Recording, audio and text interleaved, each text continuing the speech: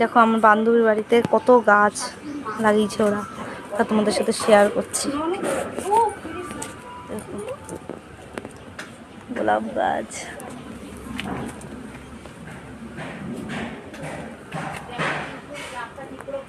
টগর ফুলের গাছ, কত সুন্দর না, তাই না?